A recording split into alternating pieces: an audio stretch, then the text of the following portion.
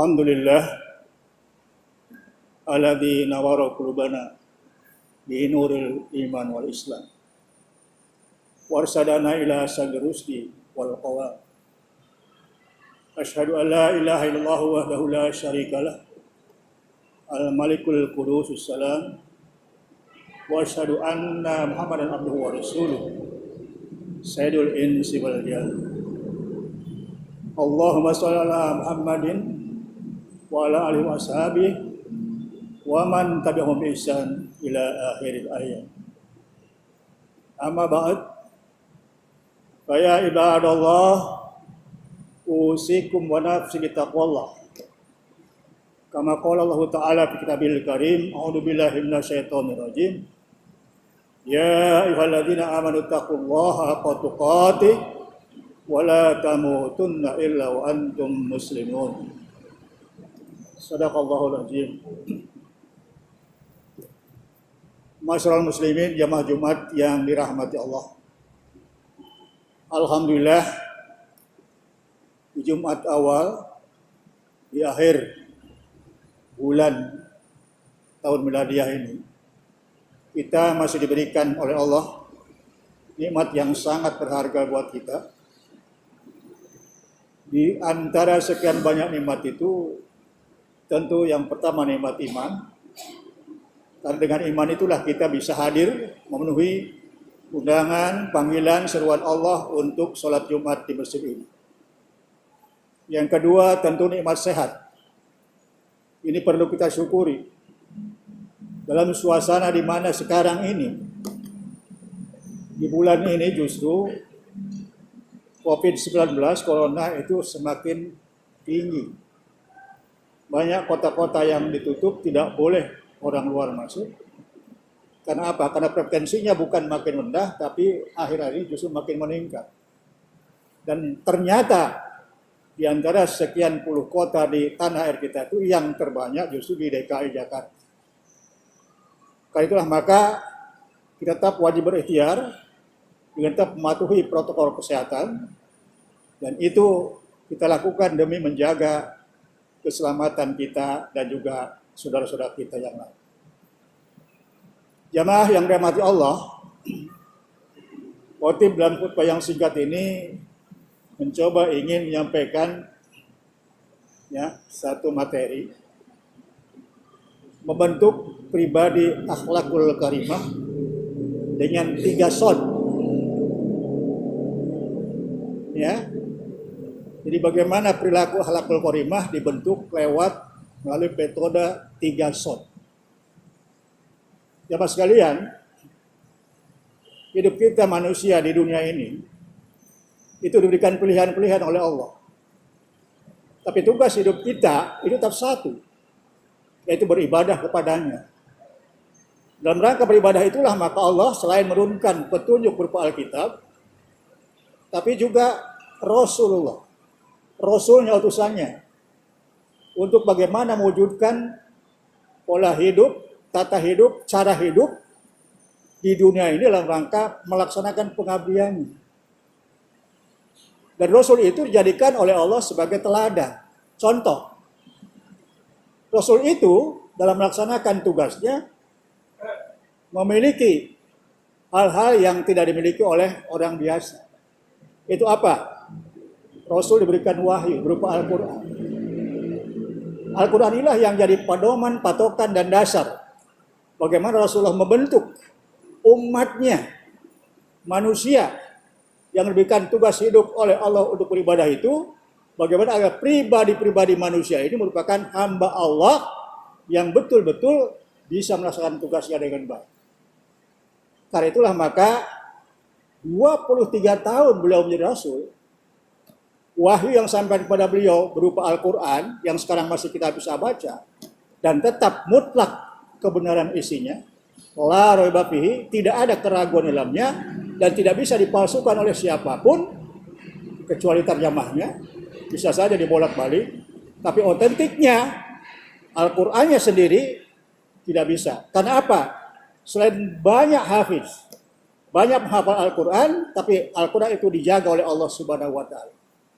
Karena itu siapapun yang mencoba memalsukan tidak mungkin.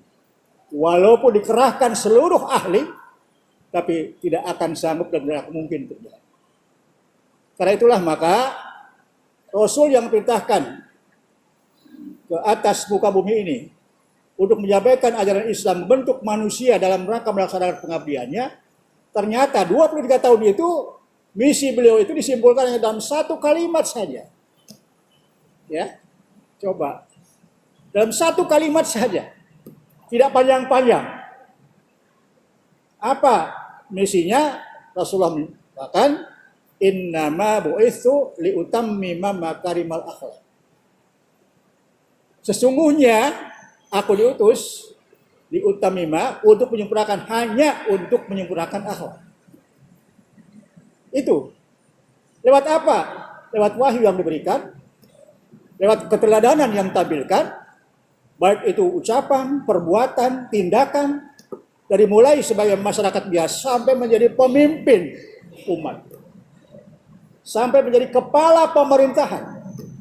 Dilakukan itu dengan metode yang sudah digariskan oleh Allah Subhanahu wa taala lewat firman-firman yang termaktub dalam Al-Qur'an. Jamaah sekalian, maka bagaimana perwujudan agar apa yang disampaikan Rasulullah itu, akhlakul karimah itu, menjadi perilaku umatnya, inilah barangkali yang perlu kita upayakan. Dan insya Allah mudah-mudahan kita semua sudah bisa melaksanakan. Tinggal bagaimana untuk meningkatkan, karena apa? Karena tantangan, ujian, hambatan, itu bukan semakin kecil, tapi semakin banyak, semakin besar.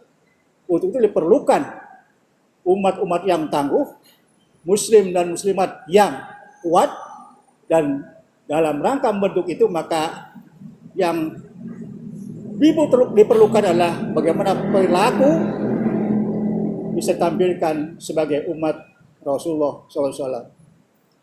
Jamaah sekalian, apa yang dilakukan oleh Rasulullah setelah akidah, keimanan ditanamkan selama di Makkah?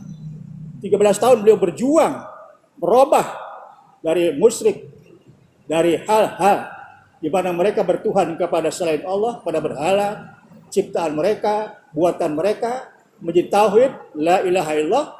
Maka kemudian diberikan oleh Allah senjata untuk bagaimana menjadikan orang tetap bertauhid. Yaitu lewat apa? Lewat shod yang pertama. Apa shod yang pertama itu? Salat.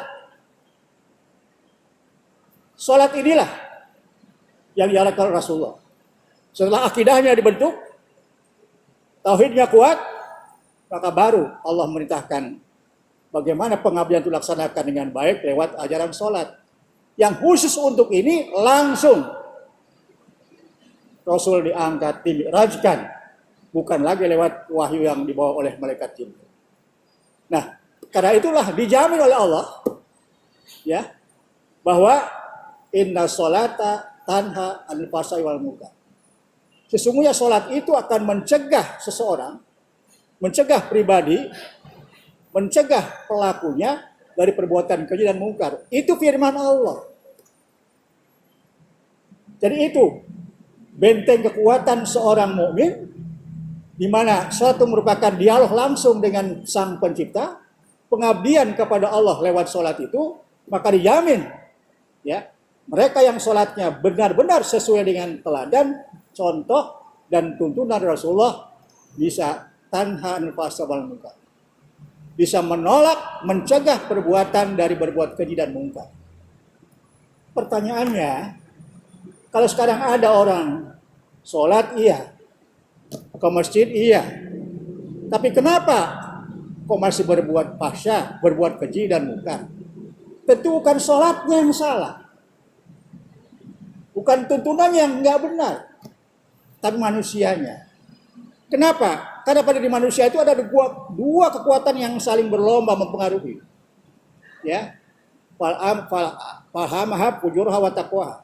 Maka Allah ilhamkan pada manusia itu fujuraha wa taqwaha. Sifat-sifat fajir, sifat-sifat fujur dan takwa. ada kekuatan yang ingin berbuat fajir dan kekuatan yang ingin melakukan takwa, disitulah maka manusia berpelang dalam dirinya. Dan untuk itulah maka iman inilah yang akan menentukan. Selama iman seorang masih kuat, maka insya Allah takwalah yang akan menang. Fajir terkikis. Karena itulah maka kenapa sampai 13 tahun dibina akidah dan terus, karena memang ini adalah yang paling utama bagi seorang dalam rangka melaksanakan pengabdian kepada Allah. Jadi kalau ada orang masih sholat, masih melakukan perbuatan-perbuatan yang keji dan mungkar, bukan sholat yang salah, tapi kita katakan imannya yang lemah. Di sholat ini hanya rutinitas, hanya untuk melaksanakan memenuhi kewajiban saja, bukan untuk mencegah diri dari perbuatan puasa dan mungkar.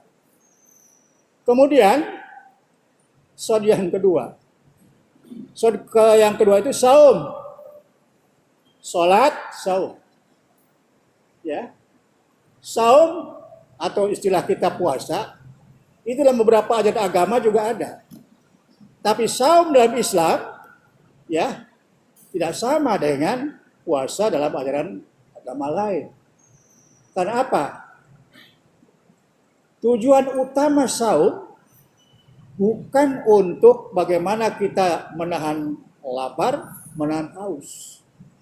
Kalau itu tanpa menunggu bulan Ramadan, perintah seorang dokter misalnya, itu bisa kita lakukan. Apalagi kalau orang melakukan diet. Kalau sekedar menahan lapar, menahan haus, itu siapapun bisa. Tapi inti daripada saum itu imsak. Imsak itu artinya menahan, pengendalian diri. Bagaimana seorang bisa mengendalikan dirinya agar tidak berbuat fahsya seperti tadi, tidak berbuat mungkar. Maka itulah as-saumu junnah. Jadi kata Rasulullah, puasa itu benteng, yang akan bentengi kamu daripada perbuatan yang ya. Karena itu dalam sebuah hadis dinyatakan bahwa kalau seorang tidak bisa menahan ucapan, perbuatan, perilaku zur, ya, yang tidak benar, tidak baik, maka la hajatun lillah, tidak ada kepentingan buat Allah. Aida atau amahu wasarabahu. Dia meninggalkan menahan lapar, menahan haus. Tidak ada kepentingannya buat Allah. Jadi orang tidak makan, menahan lapar, tidak minum, menahan haus. Ya, kalau tidak mampu menjaga mulutnya, menjaga ucapannya, menjaga tindakannya, menjaga perbuatannya, itu tidak ada kepentingannya buat Allah. Sebab tujuan saum itu bukan itu. Kendalikan diri. Dengan melarikan diri maka dia tahu apa yang harus dilakukan. Tidak akan melakukan perbuatan yang dilarang oleh Allah. Karena apapun perbuatan yang dilarang oleh Allah, sekecil apapun pasti ada bahayanya. Pasti ada mudaratnya. Apalagi kalau itu larangan besar. Karena itulah maka bagaimana seorang bisa mengendalikan diri dalam hidupnya.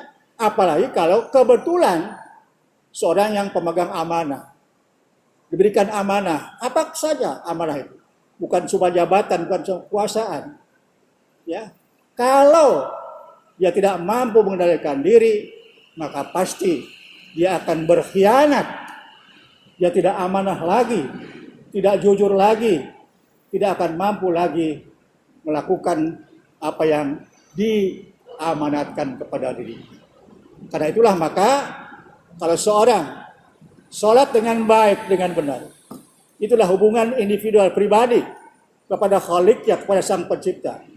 Kemudian dirinya mampu mengendalikan diri, maka karena sebagai makhluk sosial, kita ini bukan makhluk individual, makhluk sosial, bergaul sesama manusia, sesama masyarakat, maka ada ajaran shod yang ketiga, yaitu sodaqoh. Sholat, saum, sodaqoh, 3 shod. Ini kaitannya dalam hubungan kemasyarakatan. Ya, sodaqoh itu selain membersihkan harta yang kita miliki, kita terima rezeki dari Allah, tapi juga ini mengandung aspek sosial, mengandung aspek kemasyarakatan. Karena apa? Karena perilaku orang yang mampu melakukan menolong orang lain, baik dalam keadaan apapun, insya Allah dia akan mendapat pertolongan dari Allah. Dia akan ditolong oleh Allah. Dia akan dibantu oleh Allah. Dia akan disukupkan oleh Allah. Karena itu bagaimana dia mampu melakukan sedekah dengan mudah. Kita baca dalam Quran surat Al-Munafikun, ya. Ya. Ada seorang ketika ajalnya dia meminta, Rabbi laula akhartani ila ajalin qarib fa sadaqah wa kunna sholihin. Ya Rabb, coba undurkan barang sedikit saja ajal saya ini. Mau apa kata Allah? Fa sadaqah. Aku mau bersedekah. Aku ingin menjadi orang soleh. Jadi salah satu ciri kesolehan seorang itu ialah bagaimana ia mampu bersedekah. Sedekah itu mungkin tidak dengan materi, tidak dengan uang, bisa dengan perbuatan, bisa dengan tenaga, bisa dengan ilmu. Tapi bagaimana kita bisa menjadikan rezeki yang diberikan oleh Allah itu bisa dinikmati juga oleh orang lain. Apalagi kalau itu sudah perintahnya zakat. Karena zakat itu bukan sebagai kebaikan orang yang punya harta, tapi kewajiban mutlak orang punya harta. Karena apa? Karena zakat itu bukan harta dia, tapi harta orang yang dititipkan oleh Allah lewat dirinya untuk serahkan kepada mustahik, pada yang berhak. Karena itulah maka dengan sedekah, seringan-ringan sedekah itu senyum. Pendekatan pada manusia, pada siapapun sesama, kalau lewat ramah tamah, sopan santun, senyum, insya Allah. Bukan bengis, bukan garang, bukan petalang petenteng. Hal itu menunjukkan kesombongan. Karena itulah maka kenapa kok waktu ajal itu orang minta undur itu bukan saya mau sholat dulu, ya, mau puasa yang banyak dulu, kok mau sedekah. Karena itulah maka insya Allah dengan 3 shot ini, ya, maka kalau apalagi kalau ini laksanakan semacam gerakan untuk bisa membentuk pribadi yang berakhlakul karimah, ya, lewat apakah itu pengajian, apakah itu seruan, apakah itu ajakan, dan yang lebih penting, apalagi kalau itu bisa dalam bentuk katakanlah peraturan, yang ini mungkin agak susah. Insya Allah, baldatun thayyibatun rabbun ghafur, masyarakat yang benar-benar hebat, subur, makmur oleh Allah, ini bisa tercapai, bisa terjun. Yang paling pokok, kapan ini bisa dimulai? Ya, tidak harus menunggu dan tidak boleh menunggu. Ya, yang harus dimulai itu ialah ibda bin nafsi. Mulai dengan diri kita. Mulai dari diri sendiri. Insya Allah, kalau ini sudah bisa menular pada yang lain, maka kita harus optimis, yakin kalau Islam itu hadir, agama itu hadir dalam perilaku seseorang, setidak-tidaknya 3 shot tadi, insya Allah, ya, masyarakat tidak akan centang berenang sepi, tidak akan lagi terjadi sesuatu yang mengkhawatirkan, tidak ada lagi pertentangan di antara kita, dan kita insya Allah bisa mewujudkan masyarakat yang damai, rukun, sejahtera di bawah ridha Allah Subhanahu wa Ta'ala. Demikianlah barangkali khutbah singkat ini, ya. Maka bagaimana kita bisa membentuk perilaku akhlakul karimah lewat metode 3 shot tadi. Mudah-mudahan ada manfaatnya, tentu buat khotib sendiri dan buat jamaah sekalian. Barakallahu walakum wastaghfirullah innahu wal ghafurur rahim.